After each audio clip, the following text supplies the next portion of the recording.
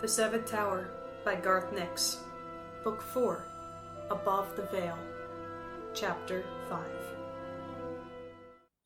The free folk led Mila, Tal, and the two spirit shadows through winding, narrow pathways that were carved roughly through the pale yellow stone of the mountain. Every now and then a single fading sunstone would show that these ways had once been lit and used by the Chosen. But for the most part they were dark, stained with the smoke from underfolk lanterns, and the only sunstones were long dead, nothing more than blackened pits in the ceiling or walls. Clovel and Farrag kept up a fast pace, which pleased Mila, since she knew the guards or their spirit shadows would soon work out where they'd gone. It would have pleased Tal, too, if his leg didn't hurt so much. He wanted to use his sunstone to ease the pain, but they never stopped long enough for him to cast any of the healing glows he'd learned in the lectorium. After an hour of traveling through the narrowest, most winding ways, Clovel and Farrag slowed down and stopped a few stretches before the next corner. As the others moved up, Tal and Mila heard strange water noises, or something, gurgling and splashing, almost as if a herd of giant animals were drinking and then spitting. There was also a strange light spilling into the tunnel, a hot yellow and blue-tinged light that Tal had never seen before. At least, never so intensely. It reminded him of something he couldn't quite place. "We have to time this bit carefully," said Gil. "Wait for the backflow." "Backflow of what?" asked Tal. "The crystal," said Gil. "This is forge country." "Close it, Gil, and see whose shift is on and how long to the backflow," Crow ordered suddenly. Gil sniffed and edged up to the corner. As soon as she stuck her head around, her skin was bathed in the yellow-blue light, so she seemed to have changed color. She looked for a minute and then ducked back. "It's the thrower and his gang," Gil reported. "I reckon the backflow's not far away. The crystal's already changing color."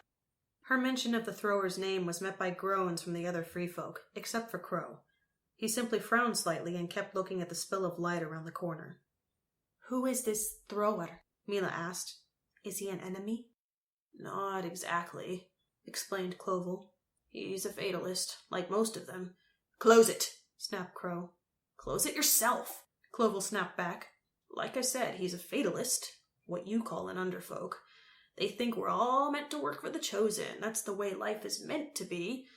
Crow made a threatening move toward Clovel, who immediately closed his mouth with a grimace. He opened it again once Crow had stepped back. "We call him the thrower because he throws liquid crystal at anyone who interferes with the work." "Liquid crystal?" asked Tal. "What's that?" "You'll see," Crow announced. "It's going green.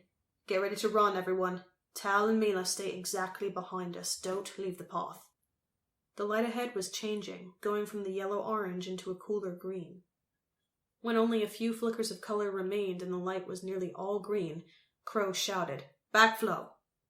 Clovel and Farrag suddenly leapt forward and rounded the corner at a run, the others close behind. They burst out into a huge cavern. Tal had only a moment to take it all in before he had to concentrate on following the free folk. A narrow, meandering path was appearing in the center of a huge sea of molten green crystal that was ebbing back toward the sides of the giant cavern. Heat rolled off the crystal in shimmering waves, but it was bearable. Tal couldn't work out why they hadn't all been incinerated immediately, as surely such a lake of molten crystal would have set their clothes alight, at least. Then he saw the enormous, ancient sunstones in the ceiling and the light that they projected. The sunstones were melting the crystal liquid at each side of the cavern, but they were also cooling this central path. Other sunstones were projecting lines of blue force that stirred the crystal, creating eddies and currents. There were other safe paths appearing as the liquid ebbed, paths that formed around deep pools of crystal. Underfolk clad in heavy protective robes and boots hurried out along the path to scoop molten crystal from the deeper pools with long-handled ladles. Once their ladle was brimming with liquid crystal, they ran back to one of the 3 raised islands that were permanently safe from the molten mass. On the island, they poured the liquid crystal into a waiting mold, and then ran back out for more. Tal was busy looking at what the underfolk were doing, and didn't realize he'd fallen behind until he heard Gil scream at him, "Hurry up!" At the same time, he felt one of the sunstones above switch off. Without its beneficial blue light, the temperature shot up until it was searing. Tal jumped forward and sprinted to catch up with the others, who were just climbing onto the 3rd island. As he landed, his legs spasmed and he half fell, half sat down. He pushed his thumbs into the muscle, grimacing in pain. "Let me do that," said Adris, reaching his huge, puffy shadow fingers down. Tal hastily pulled his leg away. No, you'd probably break my leg. This is halfway.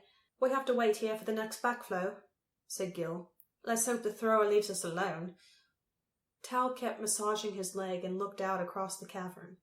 Molten crystal was flowing back across the path, and the light was once again growing more intense. It was cool enough on the island, but Tal could tell that this was totally dependent on a single, very old sunstone. Looking around, he saw charred, corroded lumps of high ground. There had once been more than 3 islands, but their sunstones had failed. So this is where all the cups and plates are made, Tal said as he watched the underfolk on the closest island turn the molds over and tap them to remove the highly durable crystal cups, plates, and other utensils he was so familiar with. I had no idea. You wouldn't, said Crow. The robes and boots those people are wearing are nearly as old as the sunstones in the ceiling. Do you know how many people burn to death here every year just so some chosen can have plates of different colors? Behind him, Gil held up her thumb and forefinger to show 0. Crow must have seen some hint of that in Tal's eyes because he rolled around angrily. Gil's hand dropped instantly and she looked away. She was clearly afraid of Crow. Dark take it, swore Clovel. It's the thrower. He pointed. Through the distorting heat haze above the steadily spreading crystal, now once again mostly a fierce yellow tipped with blue, Tal saw someone wading through the molten mass.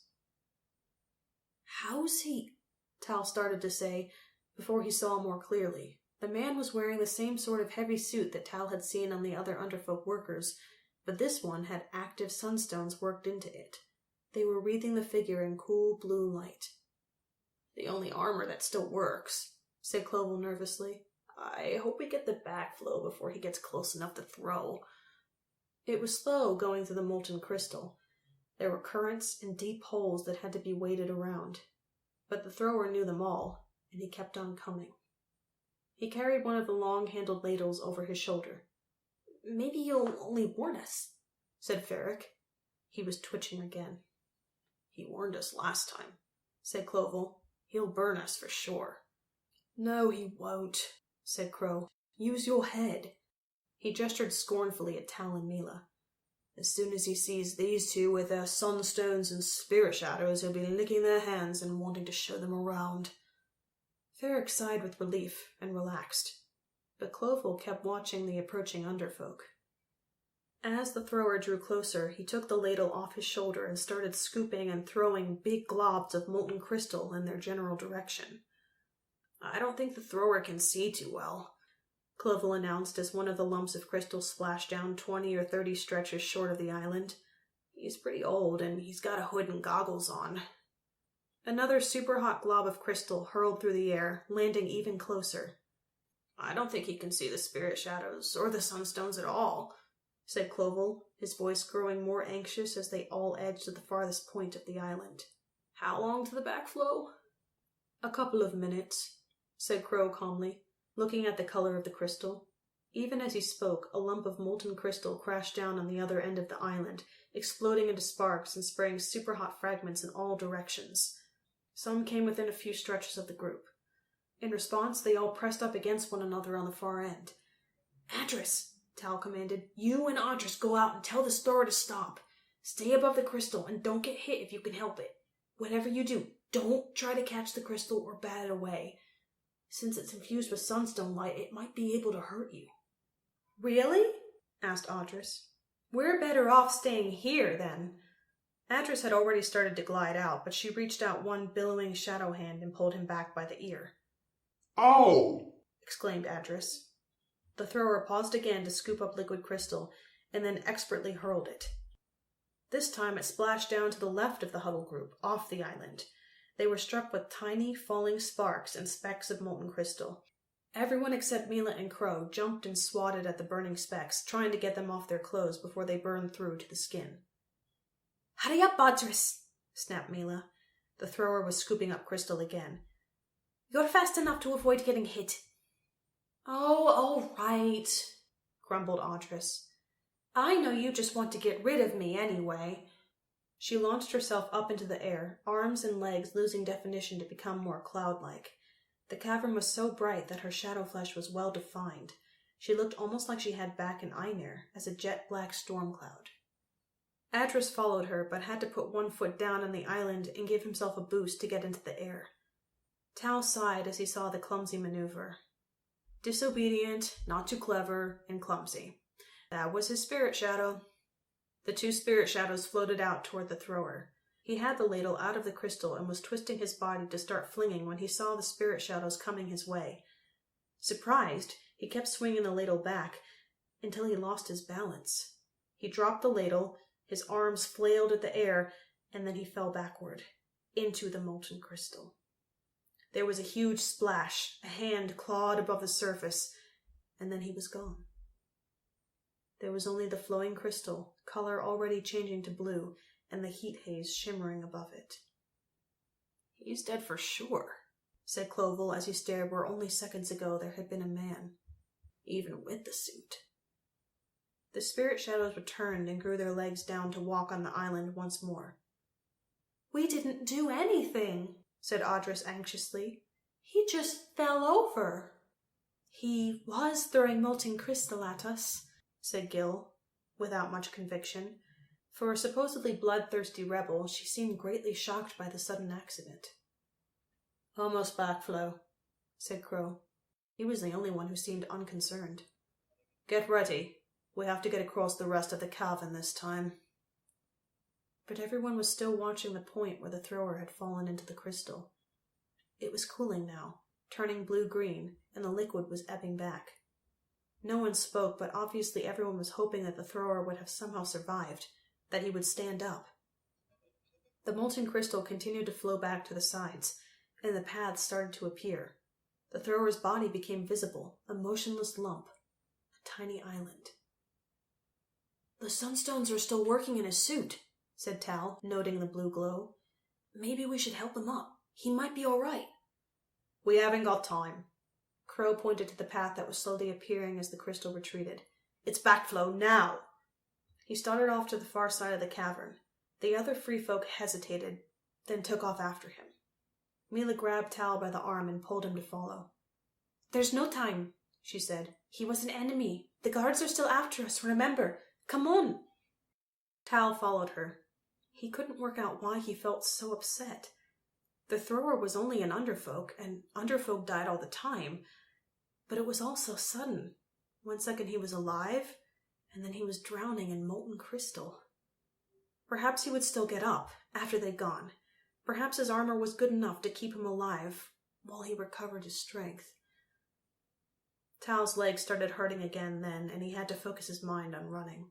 It was a good 200 stretches to the far side of the cavern, and the others were well ahead, except for Adris, who kept pausing to look back. Once again, Tal felt the protective rays of the ceiling sunstones begin to fade. The others were already climbing a steep stair that led out of the cavern. Suddenly the molten crystal began flowing back. Tal was 50 stretches short, and he had a moment of panic as a sudden surge of crystal flowed across the path. But it was narrow, and he managed to jump it and land without his leg giving way. Even so, he felt the heat, a sudden flash that would have been dangerous if it lasted for more than a split second. When he gained the steps, Crow looked down at him with a sneer. Too much eating and not enough exercising, he said. Typical Chosen. Tal is wounded, explained Mila in a matter-of-fact tone. A waspworm sting to the leg. A what? Asked Clovel. Waspworm, said Tal. In the spirit world, Einir. Einir? Clovel looked confused. But I thought the Chosen's bodies stayed behind when they go to Einir. They do, said Tal. But whatever happens there affects your body here. Does it work the other way too? Asked Crow with a sudden intensity. If a Chosen's body is hurt here when they're in Einir, did they hurt there? Tal looked at the glitter in Crow's eyes. It was clear that he really hated the Chosen. Their bodies are guarded by their spirit shadows here, Tal said shortly, not really answering the question. But what if they weren't protected? Crow continued. Say I stabbed a Chosen's body. Would he or she die in Ainur? They are guarded by spirit shadows, so who knows, replied Tal. Maybe I'll find out one day, Crow taunted menacingly. Enough talk, commanded Mila. We can talk later. We need to find Ebbet. Crow nodded and jerked his head at Clovel and Ferric, indicating that they should lead off again. The stair continued up almost to the top of the cavern, where it ended in a set of very large metal doors. They were slightly ajar, just enough for people to slip between, though someone as fat as Sushin would have trouble. Mila paused at the doors, brushing the dust from a small patch. As she thought, the doors were made of the same dull golden metal as the Icecarl's rune ship and Astir's Orskir in the spirit world. Further evidence of the connection between the Icecarls and the Chosen, way back in distant times. Tal paused too, but it was to look down at the Forge Country's molten sea. Even this high up, he could feel the heat coming off the crystal, and the counterbalancing cool of the sunstone set in the ceiling, which was still higher than the top of the stair. He scanned the area near the central island, hoping to see some sign of the thrower. But there was no one there. There were only underfolk on the other islands, busy at their work. It was possible that the thrower had gotten up and made it back to one of those other islands as they climbed the stairs, but it was unlikely. Tal! It was Mila calling. She waved her hand, telling him to hurry. Tal kept looking. Adris was next to him, looking down as well. Pretty colors, said Adris. Like rainbows. Tal couldn't see anything pretty in the molten crystal, just the memory of a human hand clawing for support, desperate for help, the last action of a dying man as he sank beneath the burning surface. Tal! I've never seen anyone die, whispered Tal. Not like that. So suddenly. Mila came back, frowning, but it was not a frown of anger. Death is the end of song, she explained quietly. But it is not the end of all songs. Here a man has died. Somewhere in your castle or out upon the ice, a child has been born. One song ends, another begins. Tal looked at Mila.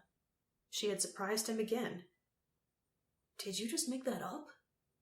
No, replied Mila. I learned it long ago. Hurry up.